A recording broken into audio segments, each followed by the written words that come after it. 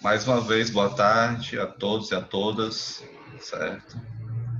A gente vai iniciar a correção aqui da atividade da aula anterior, da atividade da semana passada.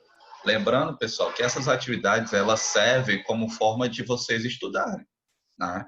Quando se tem uma pergunta, ela força vocês a ir em busca da resposta e para ir em busca da resposta é necessária a leitura, né? Não adianta você responder apenas por responder. É necessário ter uma leitura, é necessário ter uma pesquisa, certo? E aqui essas aulas que eu estou oferecendo é mais uma ajuda, né? Um auxílio. E essas explicações das aulas, das atividades, servem também para vocês aplicarem isso na atividade avaliativa que eu coloquei já nesta manhã, certo?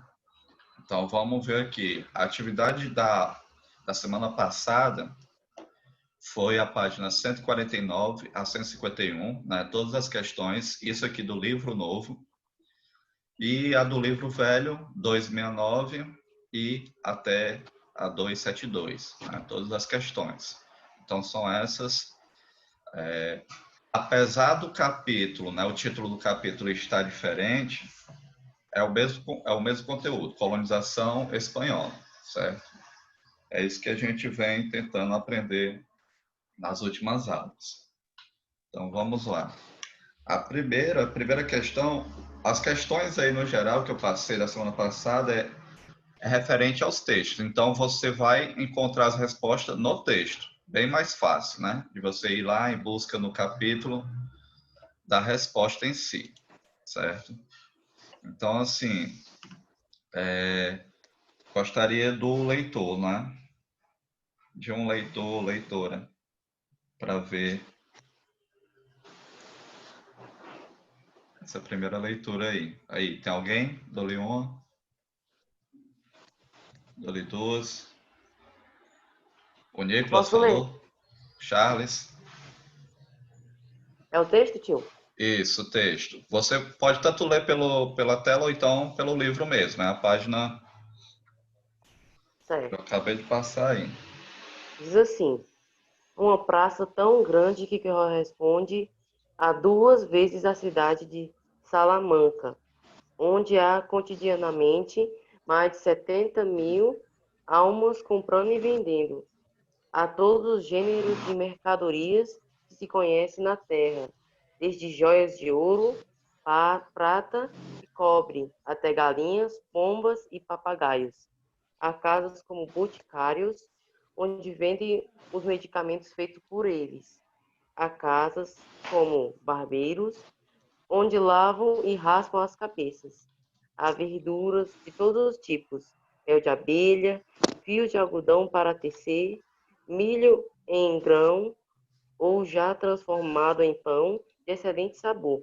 Enfim, vendem tantas coisas que seria prolixo relatar todas aqui.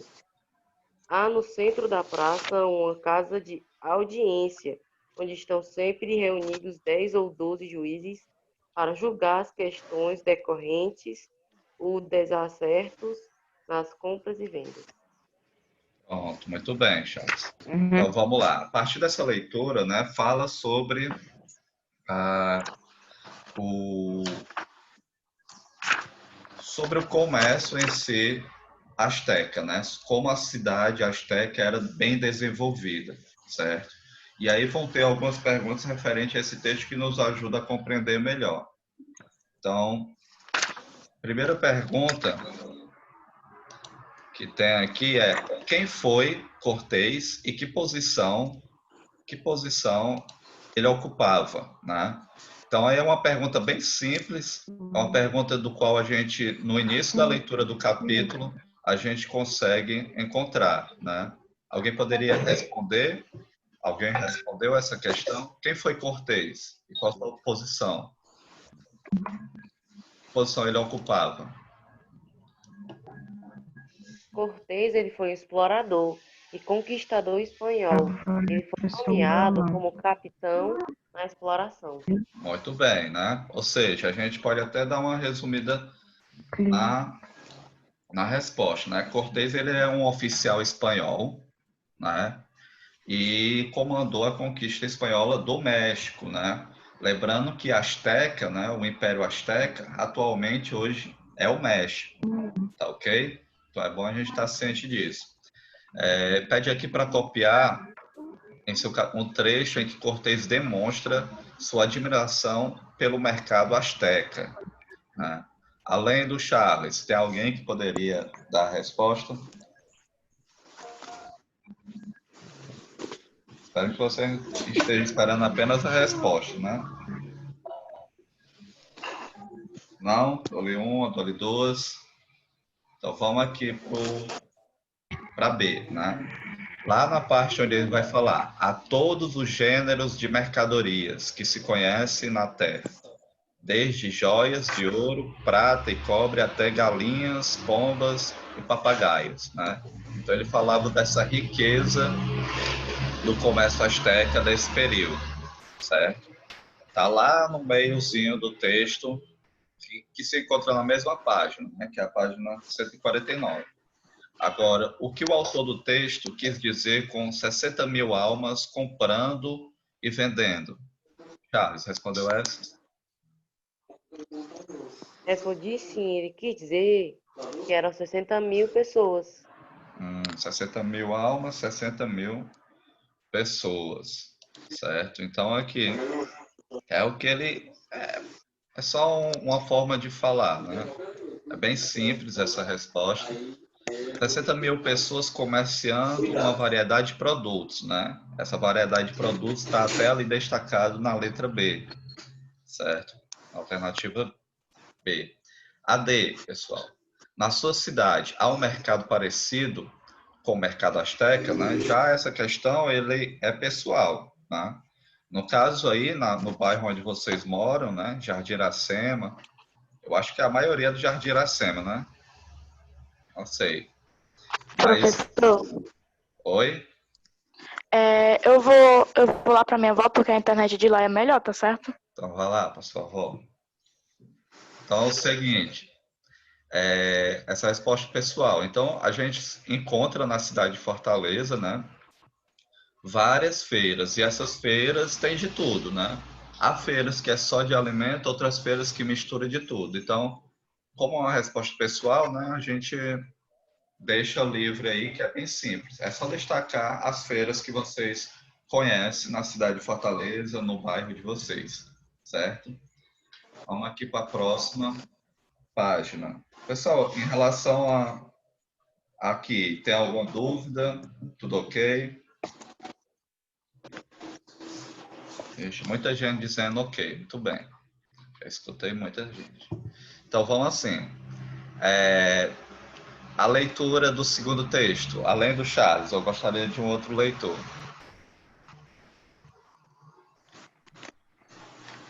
Vamos lá, dou-lhe uma, dou-lhe duas. Ou estão me escutando?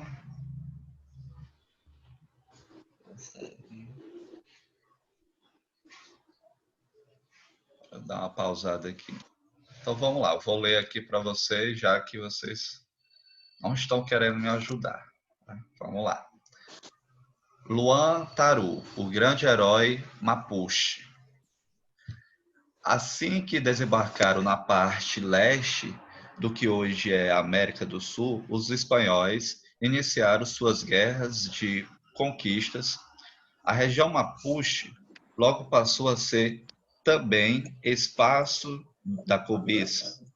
Muitas foram as batalhas entre eles e os invasores.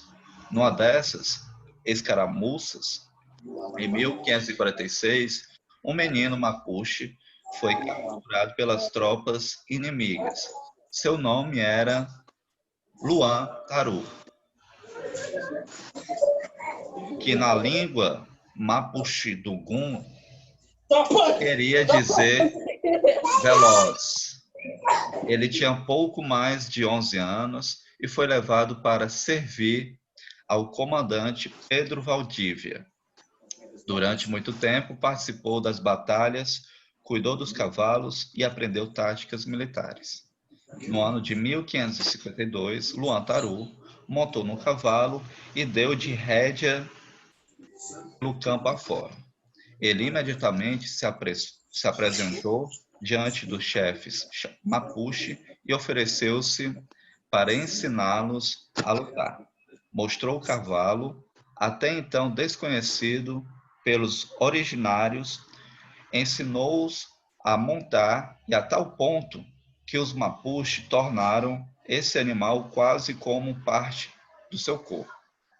Luantaru ainda os ensinava a lutar em campo aberto, introduzia novas armas, mostrava as técnicas de guerra aprendidas com os espanhóis. Tamanha foi a liderança deste jovem Mapuche que, em pouco tempo, era escolhido como o Toque, chefe máximo na guerra. Sob a liderança do jovem Toque, o Mapuche enfrentaram por anos sem fraquejar as tropas espanholas. O jovem Toque encantou, mas a luta Mapuche não acabou.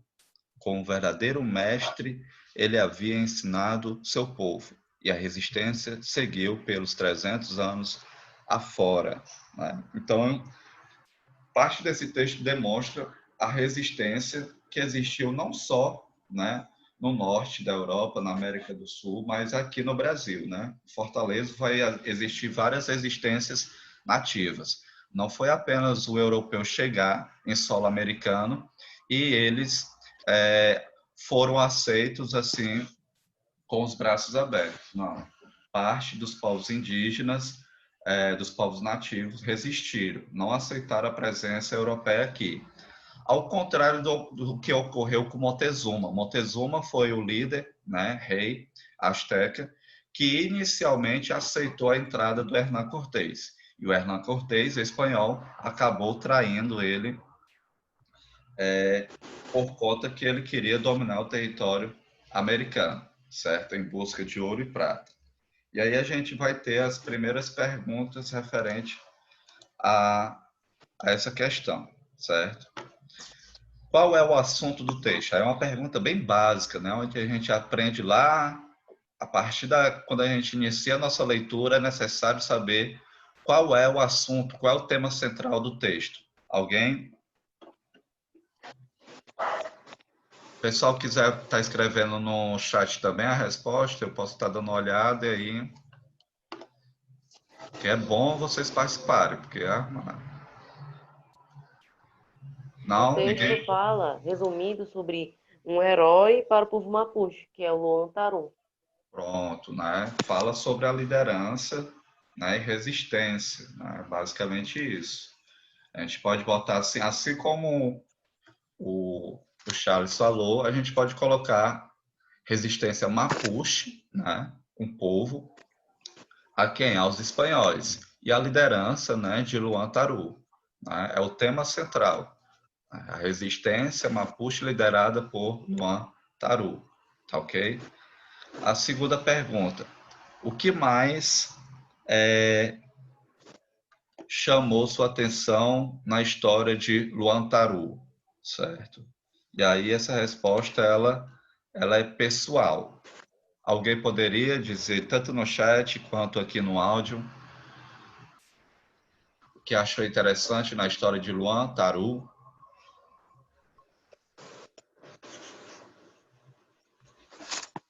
Nada. Né?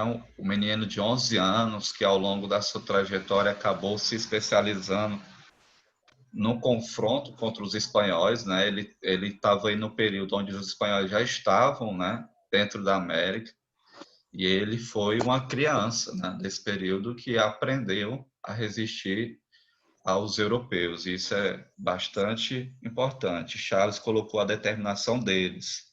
Muito bem, Charles. Dele, né, quer dizer. Indique em seu caderno a alternativa correta. Coloque aí no chat qual foi a alternativa que vocês colocaram como correta. A, B, C ou D.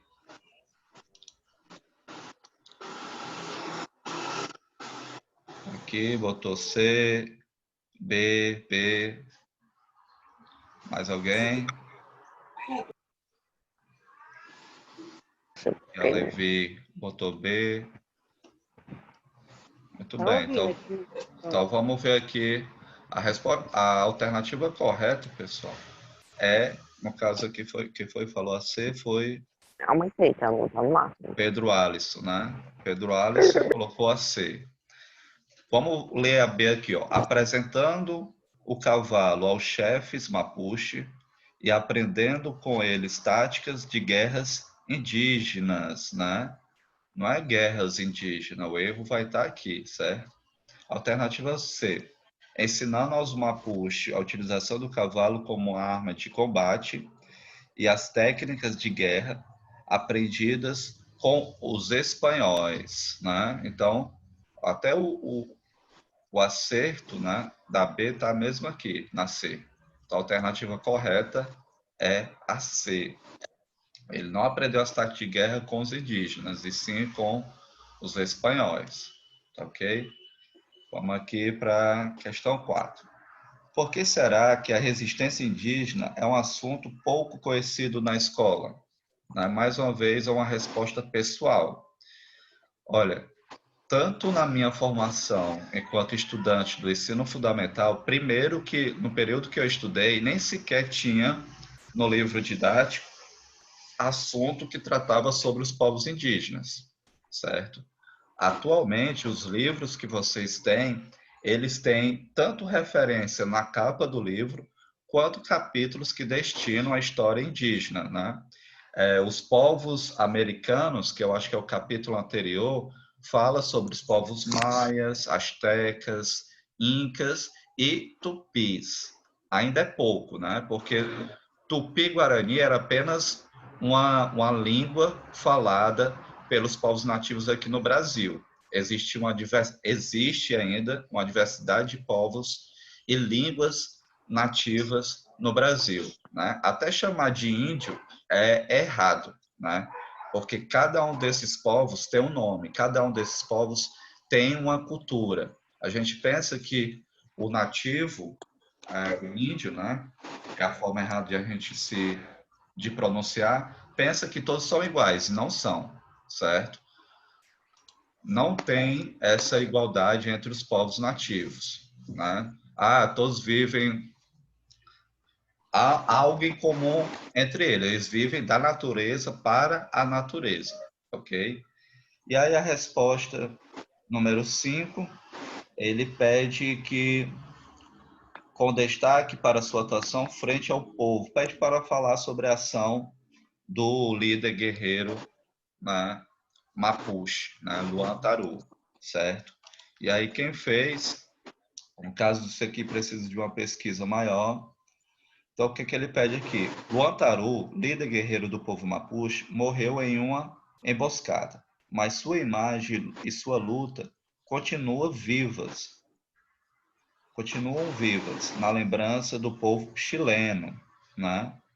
Pesquise sobre a história de Luan Taru. Não precisa ser uma pesquisa extensa. Eu não coloquei aqui, pessoal, porque como faz parte da pesquisa, né? Então vocês escolham a melhor forma de descrever sobre a história de Luan Taru, certo?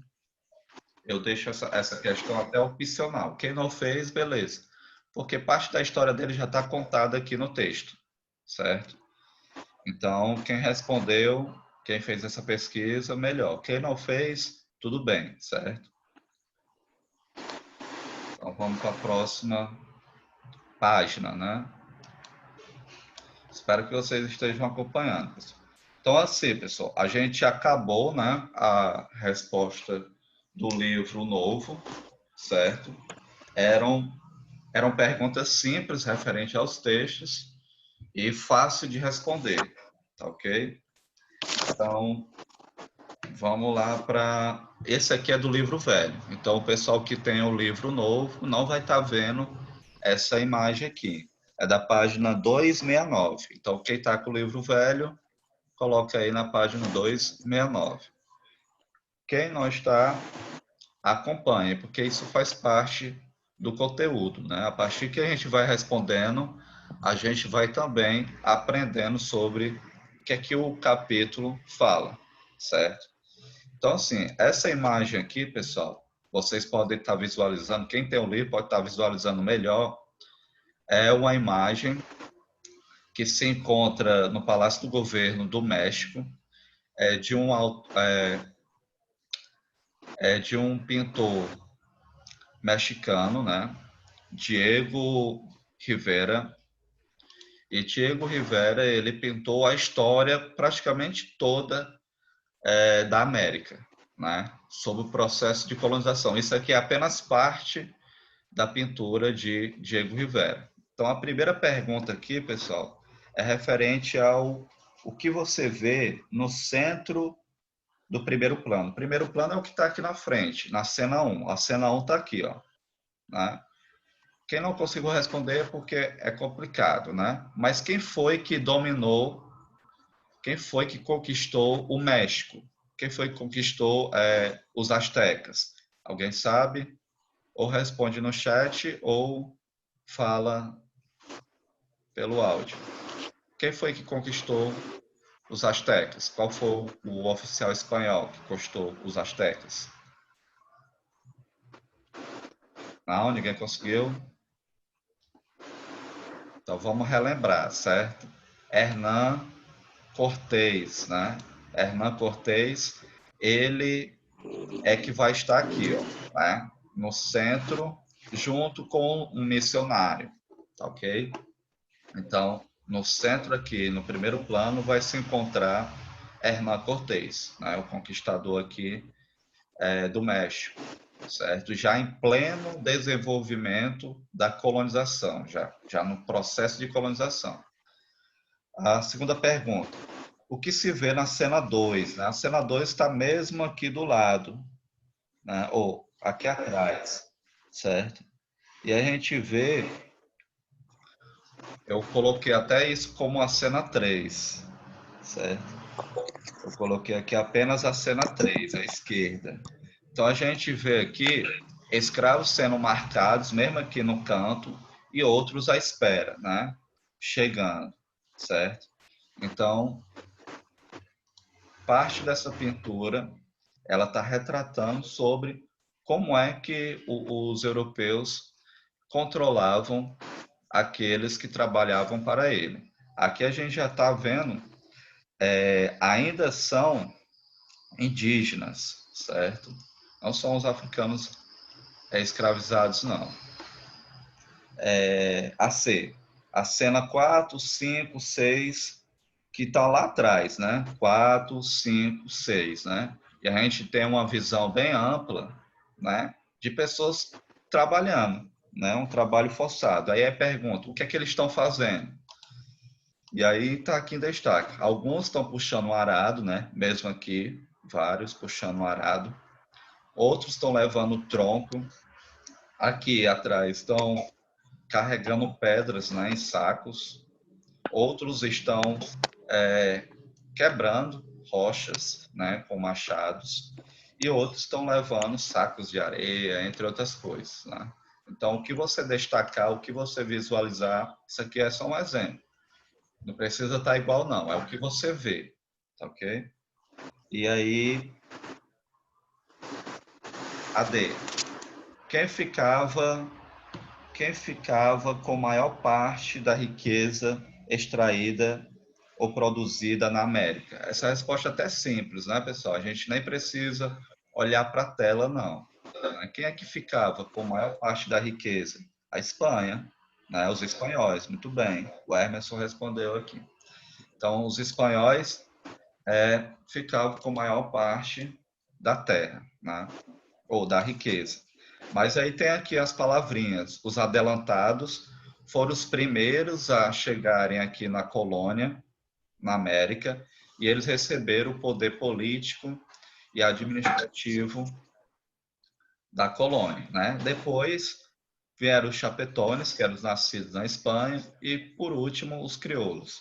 Eles aqui vão ser os beneficiários. Todos eles são espanhóis. Quer dizer, o crioulo aqui, ele é descendente de espanhol. Qual a diferença dele para o chapetone? É simples. O chapetone nasceu na Espanha e o crioulo nasceu na colônia, certo? levante uma hipótese, né? Com que intenção a pintura foi introduzida? No caso, essa resposta aqui ela vai ser pessoal. O que é que o autor, o pintor, quis retratar aqui? Né? E a gente não é só a história do México que ele está botando em evidência aqui, mas o trabalho, né? O trabalho forçado, ele retrata bastante isso, né? Algumas pessoas estão sendo carregadas, outras estão sendo marcadas, e outras aqui chicoteadas, né? Então ele está retratando um pouco sobre como foi a colonização. Não foi nada bom para os nativos, né? E eles poucos estavam se importando com os nativos nesse período. A escravidão dos índios, né? O Charles. O Emerson aqui, para demonstrar como as coisas aconteciam naquela época, o trabalho forçado dos índios e o comércio. Muito bem, muito bem. Então, assim, era tudo isso, né? Então, vocês vão levantar hipótese, é uma ideia, né? Não é uma resposta certa, tá ok? Então, fácil aí de responder. Aqui a gente tem uma outra questão que é referente a um texto, né? Alguém que está com o livro velho, pode ler esse texto ou não? O pessoal sétimo D, eu não sei qual é a outra turma que tem o livro velho, eu acho que é o sétimo C. Não? Ninguém para representar?